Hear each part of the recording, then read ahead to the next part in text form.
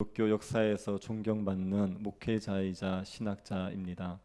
조나단 에드워즈 목사님의 신학적인 깊이는 우리가 도저히 따라갈 수 없을 정도로 굉장히 방대한 지식을 가지고 있고 깊은 신학적인 지식을 가지고 있습니다.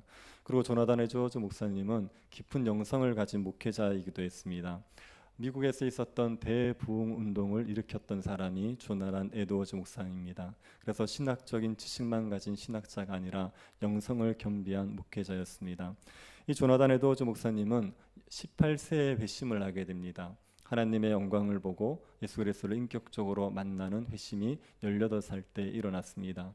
그리고 18살 때부터 20살까지 자신의 남은 인생을 어떻게 살아갈지를 70가지의 결심문으로 정리를 했습니다. 내가 앞으로 이런 일들을 하면서 살겠다. 그렇게 70가지를 정했습니다.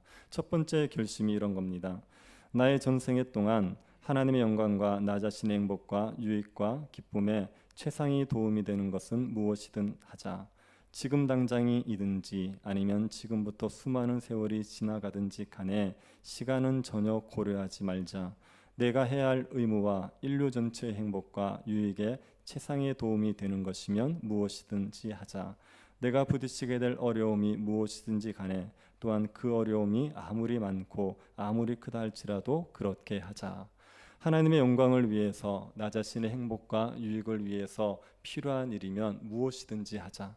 그게 얼마나 많은 시간이 걸리든지 얼마나 많은 어려움을 겪든지 개의치 말고 그 일을 반드시 하자. 이렇게 결심을 했습니다. 이 결심문을 시작으로 하나님 앞에서 최선의 삶을 살기 위해서 수많은 결심을 합니다. 한순간의 시간도 절대로 낭비하지 말고 그 시간을 가능한 최대로 유익하게 사용하자.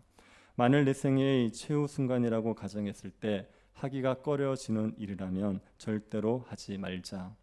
다른 사람의 실패를 보았을 때 모든 면에서 말과 행동에 있어서 아무리 나만큼 그렇게 악하지는 않은 것처럼 또한 내가 다른 사람과 똑같은 죄를 범하고 똑같은 잘못과 실수를 범한 것처럼 행동하자. 다른 사람의 실패를 나 자신의 잘못을 살피는 계기로 삼고 나의 죄와 비참을 하나님께 고백하는 기회로 삼자. 매사에 나의 죽음과 죽고 난 뒤에 무슨 일이 일어날지에 대해서 많이 생각하자. 도움과 사랑을 꼭 받아야 될 사람이 누구인지 찾기 위해 노력하자. 절대로 복수심을 가지고 어떤 일을 하지 말자. 비이성적인 인간에게는 아무리 사소한 화라도 내지 말자. 절대로 다른 사람을 비방하지 말자. 내가 최고로 헌신한 상태일 때, 그리고 내가 복음과 천국에 대해서 가장 분명한 생각을 가지고 있을 때, 그때 내가 최선이라고 생각하는 것처럼 언제나 그렇게 살자. 먹고 마시는 것을 엄격하게 절제하며 살자. 주일에는 절대로 농담이나 우스갯소리를 하지 말자. 내가 하는 모든 일이 다른 사람들에게 유익되도록 하자. 이런 결심문을 70가지를 작성해 놓고 매주 한 번씩 이 결심문을 읽기로 합니다. 하나님께서 이 결심문을 지킬 수 있는 능력을 주시기를 간구하는 마음으로 결심문을 매주 한 번씩 읽기로 했습니다. 조나단 에드워즈 목사님이 이 결심문을 다 지켰는지는 잘 모르겠습니다. 그런데 뭐 다 지키기야 했겠습니까? 사람인데. 하지만 대부분의 결심문을 지키기 위해서 노력했을 것이고 그렇게 살았을 겁니다. 그러니 기독교 역사에서 남을 만한 신학자가 되고 목회자가 되지 않았겠습니까? 조나단 에드워즈 목사님 같이 이렇게 결심을 하고 산다는 건 굉장히 어려운 일입니다. 절대로 남을 욕하지 말자. 이 한 가지만 지키는 것도 쉽지 않지 않습니까? 절대로 시간을 허투루 낭비하지 말자. 이것도 얼마나 어려운 일입니까? 하나님 앞에서 자신을 처복종케 해야지만 정말 매일을 치열하게 살아야지만 이 결심문을 따라 살아갈 수가 있습니다. 그런데 여러분, 신자가 꼭 이렇게 살아야 됩니까? 조나단 에드워즈 목사님처럼 이런 결심문을 작성해 놓고 이렇게 살려고 발버둥 치면서 그렇게 피곤하고 힘들게 살아가야 됩니까? 우리는 예수님을 믿음으로 구원 얻습니다. 우리의 어떤 행위도 상관없이 예수 그리스도를 믿었다는 단 한 가지 사실 때문에 우리는 완전한 구원을 얻지 않습니까? 믿음으로 이미 구원을 얻은 자들인데, 믿음으로 모든 복을 누리는 자들인데 굳이 이렇게 피곤하게 결심문을 작성하고 그 결심문을 따라 살기 위해서 날마다 자신을 처복종케 시키는 이런 삶을 살아가야겠습니까? 우리가 믿음으로 얻은 구원을 누리면서 좀 편하게 살면 두리뭉실하게 정말 그냥 흘러가는 대로 굴러가는 대로 그렇게 살아도 괜찮지 않겠습니까? 신자가 조나단 에드워즈 목사님처럼 살지 않는다고 해서 구원을 못 얻는 거 아닙니다. 70가지의 결심문을 작성하지 않고 그저 아무것도 없이 그냥 산다고 해서 우리가 구원 못 얻는 거 아니지요. 그런데 신자라면 누구라도 이렇게 살고 싶은 마음은 생기기 마련입니다. 우리가 완전하게 살아야 구원 얻는 거 아니지요. 그런데 신자는 완전하게 살고 싶은 마음이 생깁니다. 하나님 앞에서 어떻게든 자신을 온전하게 세우고 싶은 마음을 가지고 날마다 자신을 복종케 하면서 살아가게 됩니다. 그 이유가 무엇이겠습니까? 왜 신자가 하나님 앞에서 온전하기를 힘쓰게 되겠습니까? 다윗이 하나님 앞에서 완전하게 행하기를 힘썼던 이유, 그 이유를 보면 우리가 신자가 왜 하나님 앞에서 온전하기를 힘쓰는지를 알 수가 있죠. 시편 26편이 다윗의 시편입니다. 다윗은 자신이 하나님 앞에서 완전하게 행했다고 고백하는 것으로 이 시를 시작하고 있습니다. 1절을 한번 보십시오. 내가 나의 완전함에 행하여 싸우며 흔들리지 아니하고 여호와를 의지하여 싸우니 여호와여 나를 판단하소서. 다윗이 완전함에 행했다고 말합니다. 완전하게 행했다는 것은 무슨 의미입니까? 이것은 행실이 하나님의 율법에 부합된다는 얘기입니다. 우리가 완전하다 아니다를 분별하려 그러면 기준이라는 게 있어야 됩니다. 무엇을 기준으로 완전한지 아닌지를 판단할 거 아닙니까? 그런데 우리 행실을 판단할 수 있는 기준은 율법이거든요. 율법에 따라서 우리가 완전하다, 불완전하다를 판단할 수가 있습니다. 다윗이 자신이 완전함에 행하였다, 이 말은 자신이 율법을 따라 살았다, 율법을 지켰다, 이렇게 말하는 것입니다. 율법을 아는 사람들은 이 말을 하는 게 굉장히 어렵습니다. 율법을 아는데 어떻게 내가 율법에 완전히 순종했다, 이 말을 할 수가 있겠습니까? 율법이 요구하는 바가 얼마나 높은지, 또 율법이 우리에게 얼마나 많은 것들을 요구하는지 알면 이 말을 함부로 할 수가 없지요. 율법에서 살인하지 말라 하는 계명이 있지 않습니까? 이 율법의 계명을 피상적으로 이해하면 우리는 한 번도 살인하지 않았다고 얘기할 수 있습니다. 살아가면서 사람 한 명 죽이지 않으면 율계명을 지켰다고 말할 수 있죠. 그런데 이 율계명의 원래의 의미를 예수님이 풀어주셨잖아요. 율계명은 형제에게 노하거나 멸시하는 것조차도 금하는 겁니다. 이게 율계명의 원래 의미라는 것을 알면 내가 율계명을 잘 지켰습니다, 완전히 지켰습니다, 이렇게 얘기할 수 있는 사람은 아무도 없죠. 그런데 다윗이 자신이 완전함에 행하였다고 말합니다. 율법을 다 지켰습니다, 이렇게 이야기합니다. 왜 이렇게 말할 수 있습니까? 이것은 다윗이 구약의 성도 때문이라는 측면이 있습니다. 구약의 성도들은 신약의 성도들처럼 이렇게 율법을 풍성하게 이해하지 못하고 있습니다.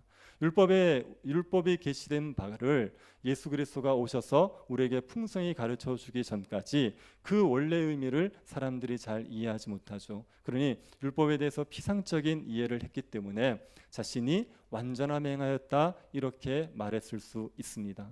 그리고 다윗이 완전하게 행했다고 말하는 이유는 모든 율법을 자신이 다 지켰다, 그렇게 얘기하기보다는 자신의 양심에 꺼리낄 만한 일을 하지 않았다, 이렇게 이해해야 됩니다. 율법을 아는 만큼은 최선을 다해서 산 겁니다. 율법의 그 풍성한 뜻을 다 모르지만 그러나 율법을 이해하는 만큼은 다윗은 하나님 앞에서 어떻게든 율법을 지키려고 살았습니다. 모르고 죄를 짓는 거야 어떻게 하겠습니까? 하지만 알면서도 죄를 짓진 않은 거죠. 고의적인 죄를 짓지 않기 위해서 하나님 앞에 최선을 다했던 겁니다. 그래서 그런 의미에서 완전하게 행했다, 이렇게 얘기합니다. 그리고 흔들리지 아니하고 여호와를 의지했다고 말합니다. 여호와를 의지하는데 왔다 갔다 하지 않은 거예요. 여호와를 의지하는데 어떤 때는 의지하고 어떤 때는 의지하지 않고, 이렇게 하지 않고 변함없이 여호와를 의지했습니다. 환난이 와도 여호와를 의지하고 평안해도 여호와를 의지하는 겁니다. 환난이 왔을 때 여호와를 의지하는 게 쉽겠습니까? 평안할 때 여호와를 의지하는 게 쉽겠습니까? 둘 다 쉽진 않죠. 환란이 오면 하나님을 찾기 어려울 때가 많습니다. 환란 때 기도해야 되는 건 누가 모릅니까? 그런데 환란을 막상 겪어보십시오. 기도가 나오지 않고 하나님을 의지하기 어려울 때가 있습니다. 그런데 그보다 더 어려운 게 언제냐 하면 평안할 때예요. 마음에 평안이 있고 모든 삶에 살롬이 있어 보십시오. 그러면 하나님 앞에 기도하는 게 힘이 없어집니다. 하나님을 자꾸만 가까이 하지 않게 되는 겁니다. 그런데 다윗이 여호와를 흔들리지 않고 의지했어요. 상황이 어떠하든지 간에 환난의 때든지 평안할 때든지 언제든지 여호와를 의지하고 살았습니다. 여러분, 다윗이 하나님 앞에서 완전함에 행하였다 이렇게 얘기하고 여호와를 흔들리지 않고 의지했다고 얘기했습니다. 이 두 가지가 관계가 있겠습니까? 완전함에 행하는 것과 여호와를 흔들리지 않고 의지하는 게 관계가 있겠습니까? 이게 관계가 있죠. 여호와를 흔들리지 않고 의지하는 사람이 여호와 앞에서 완전하게 행할 수 있는 사람들입니다. 하나님 앞에서 율법을 지켜 행하는 것은 우리의 힘과 능력으로 되지 않잖아요. 하나님께서 은혜를 주셔야 되지 않습니까? 그러니 하나님을 흔들리지 않고 의지하는 사람들이 하나님의 은혜를 덧입어서 율법을 순종할 수가 있습니다. 완전함에 행할 수가 있는 거죠. 그리고 하나님의 율법을 순종하는 사람들이 여호와를 흔들리지 않고 의지할 수 있습니다. 죄를 짓게 되면 하나님을 찾는 게 어려워져요. 죄를 짓게 되면 기도하는 게 쉽지 않습니다. 그러니 죄를 짓지 않고 율법에 순종하고 살아야지 하나님을 흔들리지 않고 의지할 수가 있는 겁니다. 이 두 가지는 밀접한 관계가 있습니다. 다윗은 하나님을 의지하고 하나님을 의지함으로 하나님 앞에서 완전하게 행하기를 힘썼습니다. 그렇지만 다윗은 하나님에게 자신을 판단해 주십시오 이렇게 얘기해요. 2절 한번 보십시오. 여호와여 나를 살피시고 시험하사 내 뜻과 내 양심을 단련하소서. 하나님 나를 살펴주십시오. 하나님 나를 판단해 주십시오 이렇게 얘기합니다. 다윗이 하나님에게 판단을 받고 싶어 합니다. 하나님이 나를 판단해 주십시오 이렇게 얘기하는 건 굉장히 부담스러운 일입니다. 사람들끼리 판단을 하면 그러면 좀 완전하다, 의롭다 얘기해 줄 수 있어요. 그런데 하나님께서 우리를 판단해 보십시오. 하나님의 기준으로 우리를 판단하면 우리에게 얼마나 많은 허물이 드러날 수밖에 없습니까? 사람들 보기에 괜찮아 보여도 하나님의 잣대를 들이대게 되면 우리는 허물투성이일 사람들일 수밖에 없습니다. 만약에 우리가 드리는 예배를 하나님께서 판단해 주시기를 바라 보십시오. 그러면 하나님 앞에 우리가 바른 예배를 드리고 있다 판단을 받을 수 있겠습니까? 하나님 앞에서 우리가 온전하게 예배를 드린다 하면 어떻게 예배 드리는 게 온전한 겁니까?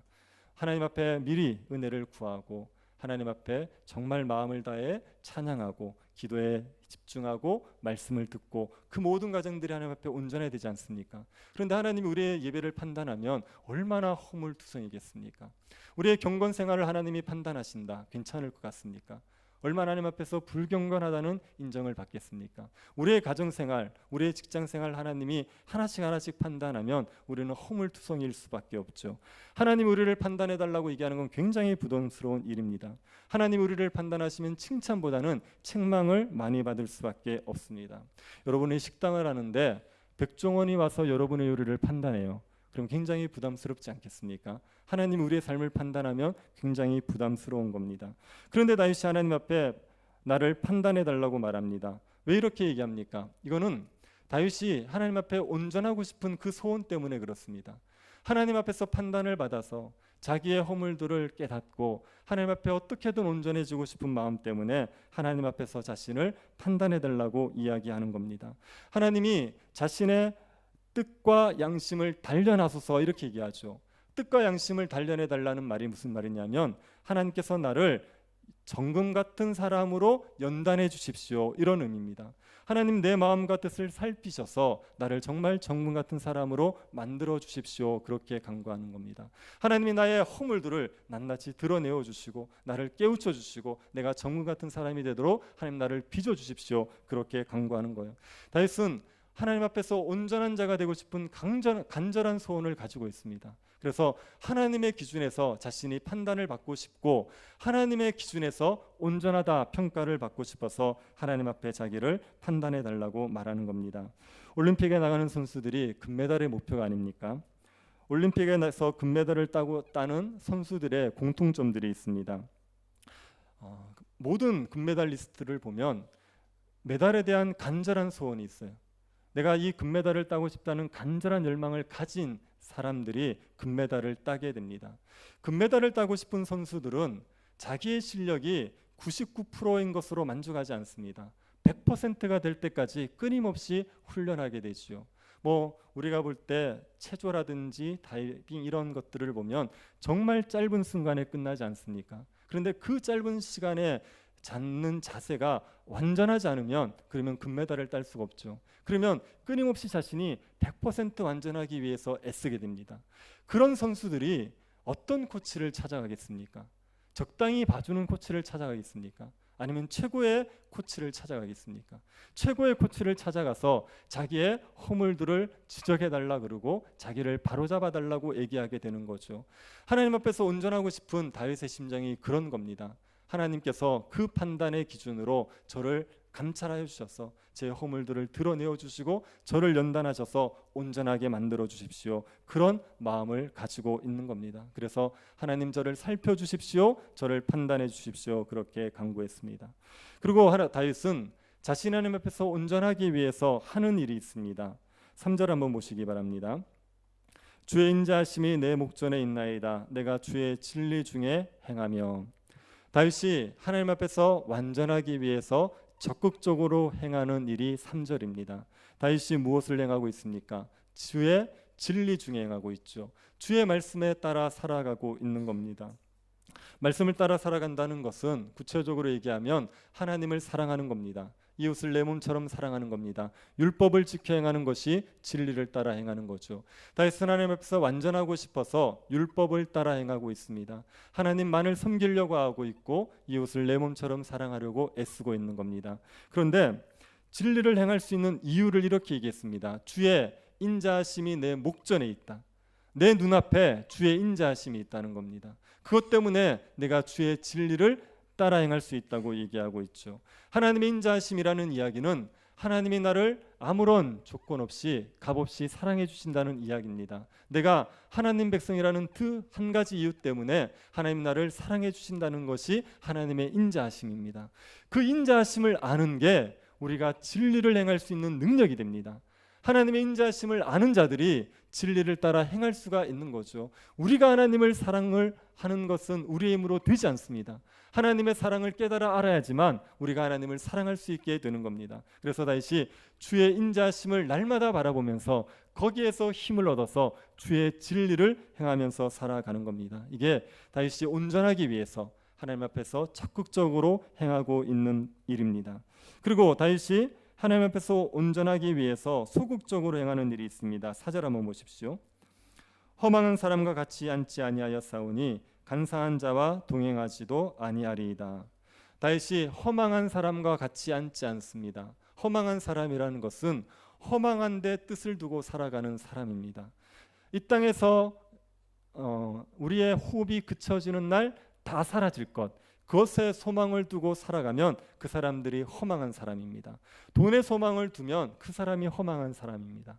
권력의 소망을 두고 명예의 소망을 두고 살아가면 그 사람이 허망한 사람입니다. 이런 허망한 사람과 같이 앉지 않았습니다. 이것은 식탁의 교제를 하지 않았다는 거예요. 함께 친밀한 교제를 나누지 않았다는 겁니다.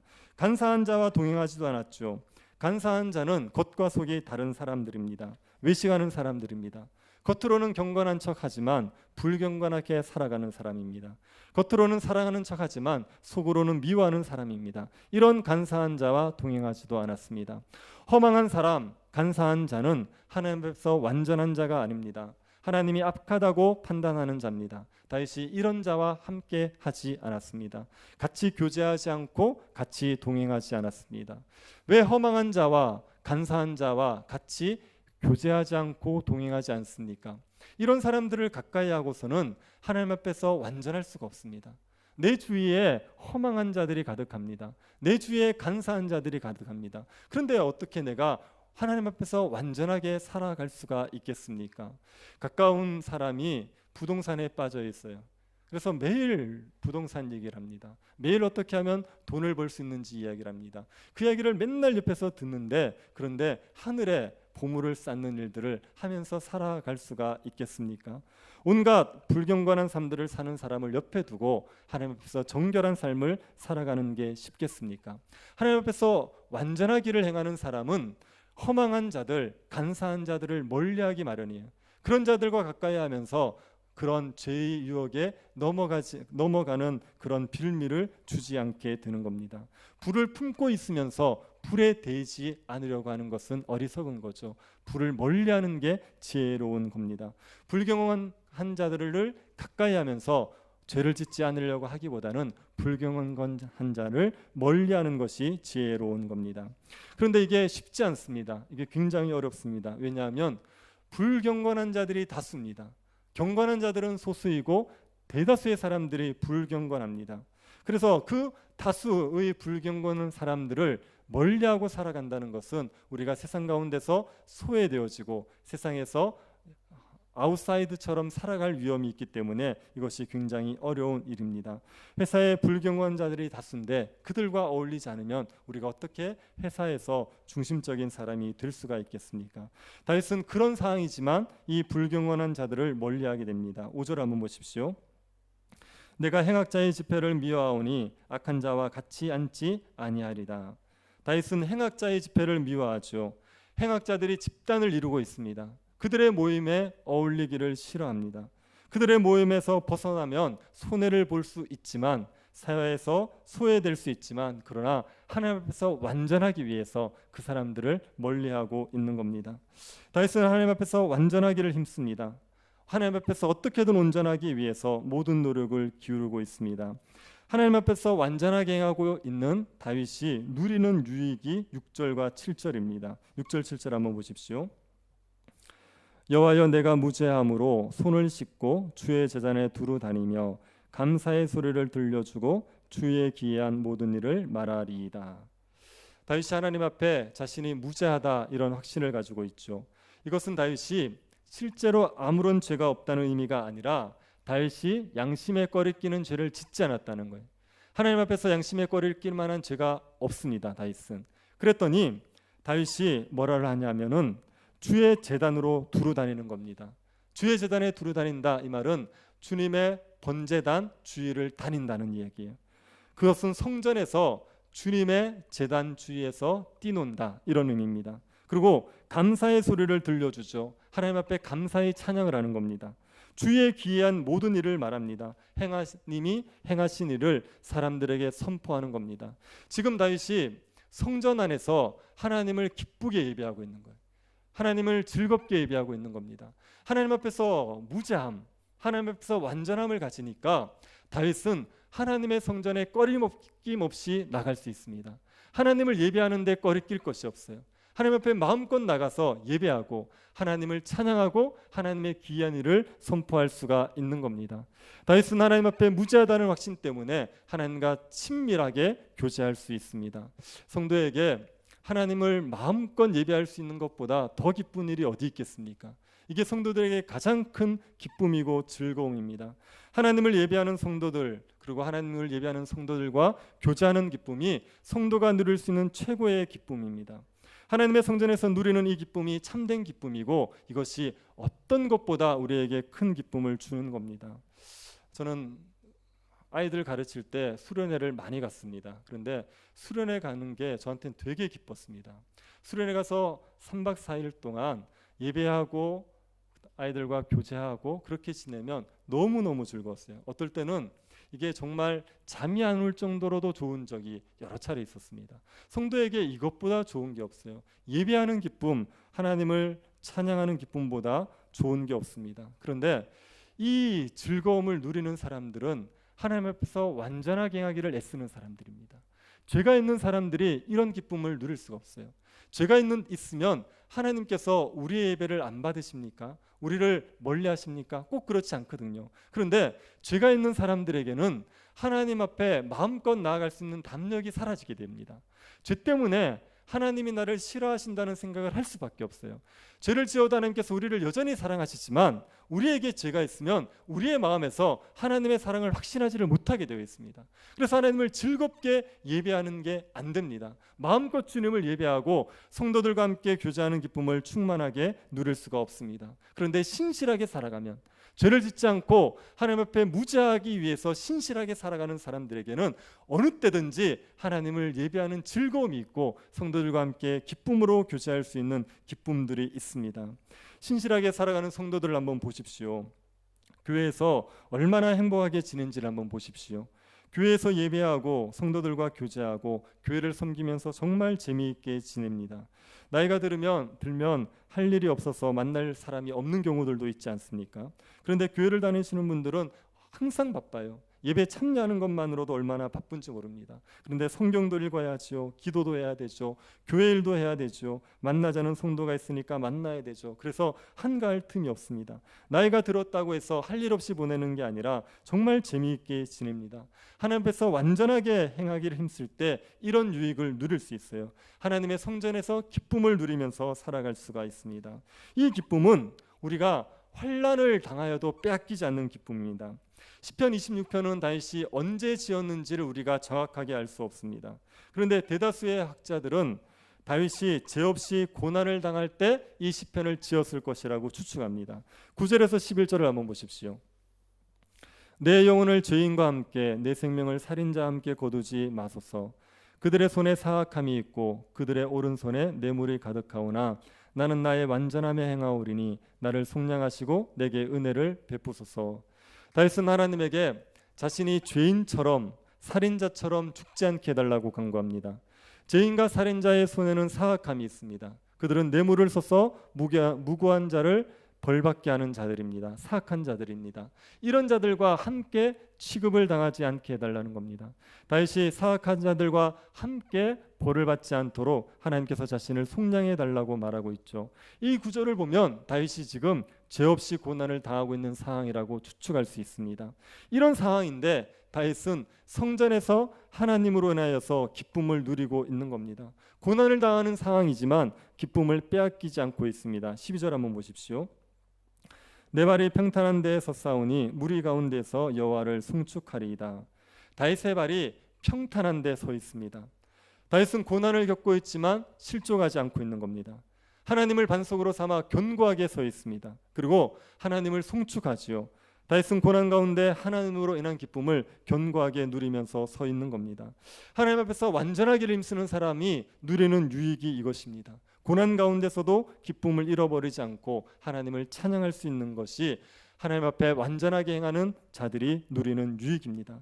하나님 앞에서 완전하게 행하기 힘쓸 때 누리는 유익, 기쁨이 적당히 신앙생활하는 사람이 누리는 기쁨과 비교되지 않습니다. 적당히 신앙생활을 하는 사람들은 고난이 오면 요동하게 되어 있어요. 기쁨을 빼앗기게 되어 있습니다. 그러나 하나님 앞에서 온전하기를 힘쓰는 사람은 고난이 와도 기쁨을 잃어버리지 않고 고난 가운데서도 견고하게 서서 하나님을 찬양하게 되어 있습니다. 하나님 앞에 완전하기를 힘쓸 때 이런 유익을 우리가 누립니다. 그런데 다윗이 이 유익 때문에 하나님께서 주시는 기쁨을 누리고 싶은 마음 때문에 하나님 앞에서 완전하기를 힘썼던 건 아닙니다. 다윗이 하나님 앞에서 완전하기를 힘썼던 이유가 뭐냐 하면 8절 때문에 그렇습니다. 8절을 보시기 바랍니다. 여호와여 내가 주께서 계신 집과 주의 영광이 머무는 것을 사랑하오니. 다윗이 주께서 계신 집과 주의 영광이 머무는 곳을 사랑했습니다. 다윗이 하나님의 성전, 하나님의 집을 사랑했습니다. 그곳에 거하는 것을 좋아했습니다. 하나님의 집에 거하고 싶은 간절한 소원, 이것 때문에 하나님 앞에서 완전하게 행하기를 애쓰는 거예요. 하나님의 집에 거할 수 있는 사람의 자격이 있지 않습니까? 우리가 시편에서도 여러 편 살펴봤지만 하나님 앞에 거하기 위해서 요구되는 자격이 있습니다. 그 자격이 무엇입니까? 거룩함이거든요. 완전함입니다. 완전하면, 거룩하면 하나님의 집에 머물 수가 있습니다. 하나님은 거룩하신 분이기 때문에 그 하나님의 집에 불결한 자가 들어간다는 것은 자살행위와 같습니다. 불결한 자가 거룩한 하나님의 집에 들어가면 죽을 수밖에 없어요. 불결한 자는 거룩한 집에, 하나님의 집에 거할 수가 없습니다. 거룩한 하나님의 집에 거하기 위해서는 완전해야 돼요. 거룩함을 가져야 됩니다. 다윗에게 하나님의 집에 거하고 싶은 간절한 소원, 이것 때문에 하나님 앞에 완전하게 행하고 싶은 겁니다. 어떻게든 하나님 앞에 죄를 짓지 않고 무죄한 자로서 살아가고 싶은 겁니다. 하나님이 영광스러운 분인 것을 아니까 그 하나님 앞에서 온전하기를 힘썼던 겁니다. 하나님을 사랑해서 하나님과 함께하고 싶은 마음 때문에 다윗이 하나님 앞에 완전히 행하기를 힘썼던 것이죠. 다윗뿐 아니라 조나단 에드워즈를 비롯한 모든 신앙인들의 마음, 그 마음에 있는 간절한 소원은요, 하나님과 함께 거하고 싶은 거예요. 하나님의 집에 거하고 싶은 것, 그게 가장 큰 소원입니다. 그 하나님의 집에 거하고 싶은 마음 때문에 죄를 멀리하는 거예요. 죄를 실어버리게 되고 하나님 앞에서 어떻게든 완전하기를 힘쓰게 되는 겁니다. 사도 바울이 우리를 가르쳐서 뭐라 그랬습니까? 우리가 하나님의 성전이라 그랬어요. 교회가 하나님의 성전이라고 그랬습니다. 하나님이 우리를 거처로 삼고 계시는 것 아닙니까? 우리가 하나님과 함께 거하고 있는 거예요. 하나님이 우리와 함께 거하고 계시다면 우리가 그 하나님 앞에서 완전하고 싶어 하는 것이 하나님을 모신 자로서 마땅하지 않겠습니까? 내가 하나님 앞에서 완전하면 누리게 될 어떤 유익을 계산하기 전에, 내가 하나님 앞에 완전하지 않으면 내가 받을 어떤 벌을 생각하기 전에 하나님을 사랑하면 하나님 앞에서 온전하고 싶은 마음들을 가질 수밖에 없습니다. 여러분이 하나님이 우리와 함께 하고 계신다는 것을 믿으십니까? 영광스러운 하나님이 나 같은 자를 거처로 삼고 함께 계시다는 것을 믿으십니까? 그것이 얼마나 큰 복인지를 이해하고 계십니까? 하나님이 나 같은 자와 함께 하셔서 나에게 하늘의 모든 신령한 복을 주셨다. 이것이 얼마나 큰 복이고 얼마나 큰 은혜인지를 이해하십니까? 그러면 그 하나님을 사랑하는 마음으로 완전함에 이르기를 힘쓰시기를 바랍니다. 하나님 앞에서 죄 없는 자가 되기를 힘쓰십시오. 우리가 아는 신학에 따르면 신자가 이 땅에서는 결코 완전해질 수 없습니다. 우리는 죽어서 완전해지는 존재지요. 우리의 영혼은 죽어서 완성됩니다. 그런데 죽어서 될 거기 때문에 이 땅에서는 안 된다고 생각하고 미리 포기하지 마십시오. 신자는 그렇지 않습니다. 우리가 죽을 노력을 해도 완전해질 수 없다는 것을 우리는 알지만, 그러나 우리의 삶의 목표는 온전함이에요. 어떻게든 하나님 앞에서 온전해지는 게 우리의 삶의 목표셔야 됩니다. 적당히 거룩한 정도에서 만족하고 타협하고 적당히 살아가는 그런 수준에 머물려고 하지 마시고 정말 하나님 앞에서 흠없는 자가 되기를 힘쓰시기를 바랍니다. 우리의 뜻과 우리의 마음조차, 우리의 모든 말조차도 하나님 앞에서 흠없는 자가 되기를 힘쓰시기를 바랍니다. 우리의 마음속에 하나님에 대한 사랑 때문에, 하나님을 사랑하는 마음 때문에 그렇게 되기를 힘쓰십시오. 그러면 시간이 더딜 수는 있어요. 시간이 더딜 수는 있지만 우리가 그렇게 자라가게 되어 있습니다. 하나님 앞에 완전하기를 힘쓰면 우리는 반드시 그렇게 자라가게 되어 있습니다. 우리에게 하나님께서 오랜 시간 이 땅에서 신앙생활하게 하시는 이유 중에 하나는 우리의 성화를 이루라는 거예요. 우리가 온전한 모습으로 자라가게 하기 위해서 오랜 시간 이 땅에서 우리를 두시는 겁니다. 우리가 표대를 향하여 꾸준히 나아가기만 하면 하나님의 은혜 가운데 점점 완전한 자로 자라가게 되어 있습니다. 지금은 해결되지 않는 죄의 문제들이 5년, 10년이 지나면 더 이상 우리에게 유혹거리조차 되지 않는 일들이 일어나게 되어 있습니다. 지금은 감당할 수 없는 고난들이 5년, 10년이 지나면 우리에게 조금 더 힘들지 않게 이겨낼 수 있는 일들이 되게 되어 있습니다. 우리가 그렇게 거룩하게 자라가게 되어 있습니다. 그러니 하나님 앞에서 완전하게 되기를 힘쓰시기를 바랍니다. 그렇게 생각하지 마십시오.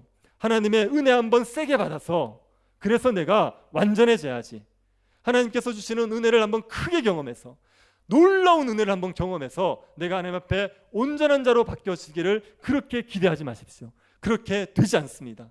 하나님께서 우리에게 매일매일 주시는 그 작아 보이는 은혜들이 누적되어져서 우리의 인격과 우리의 성품이 변화되게 되는 겁니다. 한 번씩 하나님의 감당할 수 없는 은혜가 우리에게 부어져야 돼요. 성령이 우리에게 한 번씩 나타나셔야 됩니다.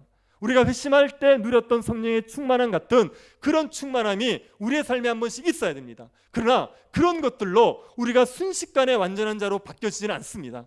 매일매일 자신을 처복종케 하면서 하나님의 은혜를 조금씩 알아가고 누려가고 조금씩 변화되어 갈 때 어느 날 뒤돌아보면 많이 바뀌어 있는 우리를 알 수 있는 거지, 한꺼번에 은혜 한 번으로 해결되는 문제가 아닙니다. 매일매일 하나님의 은혜를 구하시면서 완전한 자가 되기를 힘쓰시기를 바랍니다. 하나님 앞에서 내가 완전하게 행하였습니다, 그렇게 말할 수 있는 그런 믿음의 사람들 될 수 있기를 간절히 바랍니다. 자비하신 하나님, 우리를 은혜 가운데 주의 백성으로 불러주신 것 감사드립니다. 거룩한 백성으로 삼아주셨는데 하나님 앞에서 완전히 행할 수 있는 주의 백성들이 되게 하여 주옵소서. 우리가 하나님 앞에 무죄하다 말할 수 있고 모든 율법을 다 지켰다 말할 수 있을 그런 완전함 행하는 주의 백성들 될 수 있도록 은혜 내리워 주옵소서. 날마다 주의 인자하심이 우리의 목전에 있게 하여 주십시오. 하나님, 우리를 어찌 사랑하셨는지를 우리가 잊어버리지 않게 하시고 주의 인자하심을 바라보고 인자하심을 힘입어서 주의 진리를 따라 행할 수 있는 주의 백성들이 되게 하여 주옵소서. 걸어가신 예수님 이름으로 기도드립니다.